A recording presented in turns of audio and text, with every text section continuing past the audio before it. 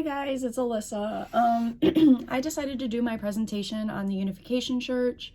I apologize for the wet hair and if I'm putting lotion on my face while I am talking, but I have to get ready for work on top of doing this video, and I wanted to make sure I got it in on time. I did the Unification Church because I am a follower of Christian faith, and I know that there are, I guess you could say, different branches of what people have created of Christianity. As you know, time has gone on, you get your people who think that God is choosing them to speak and choosing them to be a Messiah, and that's kind of what happened here with the Unification Church. I'm gonna list my 3 sources down below that I chose. One is a YouTube video, one is a website called, I'm gonna read it to you, Britannica. All right, sorry if I butchered that. And I also used Wikipedia. I don't care what anyone says. Wikipedia will always be a good source to me because you can find a lot of information on Wikipedia.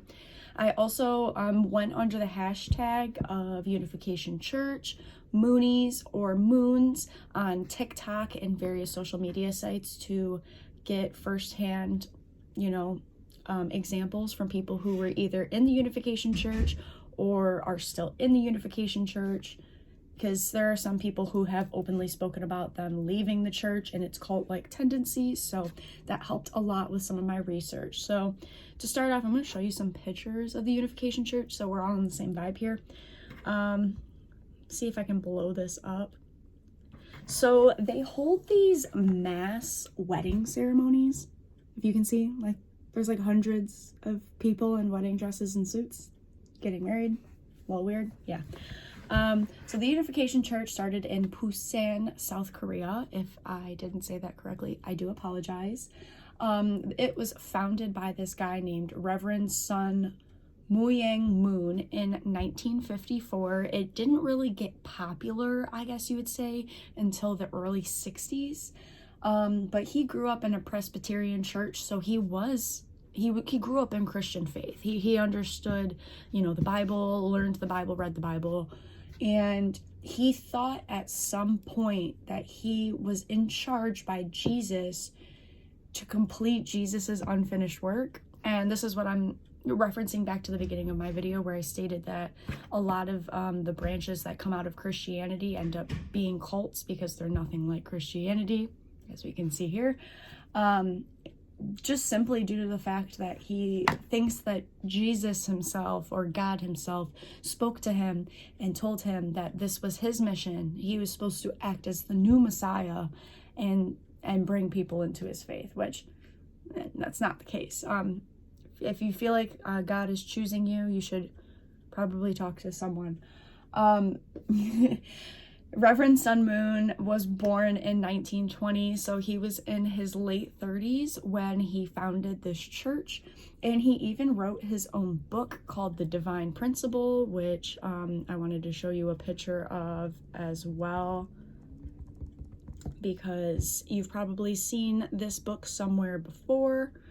It's literally just The Divine Principle, so here's like a bunch of different versions of it.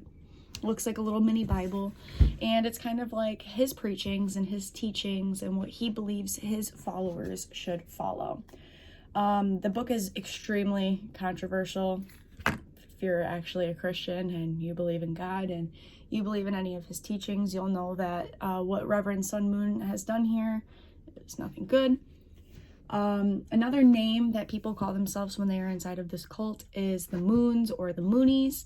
And after reading some of the firsthand experiences from women my age even, that were on social media talking about, what happened inside of this church, and I wanted to kind of explain some of those examples and what they believe. So the Unification Church identifies Moon, who's Reverend Sun Moon, the one who created it. They think of him as the Messiah. Uncomfy. Who will implant God's heart of love in his followers and complete Jesus's work. Having married and raised the ideal family, Moon's called on the members of the church to follow his example and thereby participate in God's plan for restoration. Now, there was another thing that I read on Britannica.com that kind of made me, Apparently, he believed that Adam and Eve were misusing love. I don't know. And failed to recognize God's purpose, what like his true purpose was. And this is what I mean why I truthfully believe that the Unification Church is a cult, because they are taking a religion and then he is creating his own interpretation of that and then forcing that belief and that opinion onto tons and tons of people. If you Google anything about the Unification Church, you will see the terms brainwashed, corrupted, blinded. They were not provided, proper education. Some children were even born into this church because their parents were married in it and they were born into it. So they never knew anything different, which I find very, very, very sad. And he self-declared himself as the Messiah, as I stated, and he was like the second coming of Jesus. Again, kind of uncomfy. One thing I wanted to talk about, though, with the mass wedding ceremonies is there was a girl on TikTok that spoke about this. She was married in one of these mass wedding ceremonies. Now, in Christian faith, I know that it is in the Bible that you are not supposed to have sex before marriage. It is a sin. You're deemed, impure or whatever. Well, in the Moonies, in the Unification Church, if you kiss with your lips another person, you are considered to not be pure anymore. So there was the girl I was watching on TikTok. I'm serious when I say just put the hashtag Unification Church and you will get hundreds of videos of people talking about their experiences. And this girl said that because she knew that she had kissed her husband prior to them getting married in those big mass wedding ceremonies where you literally marry someone you don't even know. She thought that she was unpure and that her husband wouldn't love her and that God would know her sin and the Unification Church would kind of like shun her, which of course like no one knew except for her, so she was okay. But those were the kind of fears and things like that were bestowed onto the followers of this cult. Like they literally lived in fear, like they didn't understand basic things because they were blinded, they were brainwashed, and they were corrupted to believe elsewhere. I stated again that they did the large group marriages where you didn't know the person you were going to marry. They even held these during COVID, like during the pandemic. They just kept going, man. They were just, marrying everybody. As long as they were getting married, they didn't care. Reverend Moon, by the way, died in 2012. Yet this is still going on. So that tells you that he brainwashed and corrupted enough people with this religion to keep it going. It's almost 10 years after his death and the Unification Church is still around. But since his departure from the earth, a lot of people have realized what is going on inside of the Unification Church. So they've decided to leave and go elsewhere, which I'm very proud of. When I realized that he died, I did some research into like who is in control of this group now that Reverend Sun Moon is no longer, like the gatekeeper of the Unification Church. He handed over control. Let me read this to you because it kind of made like no sense to me. Has handed over control of the movement to his Harvard-educated youngest son in what is being seen as an attempt to broaden the controversial religious appeal. So basically, his son went and got an education at Harvard, and then when he died, he was like, yeah, because you're smart, I'm gonna let you take over this church. No correlation there, in my opinion. I know you didn't want us to give a lot of our opinions, so that I'm just going to kind of keep it short. So the last thing I wanted to mention is that central to the Unification teachings is the concept that fallen humanity can be restored to God only through the Messiah being Reverend Sun Moon, who comes to New Adam to become a new head of the human race, replacing the sinful parents through whom mankind can be reborn into God's family.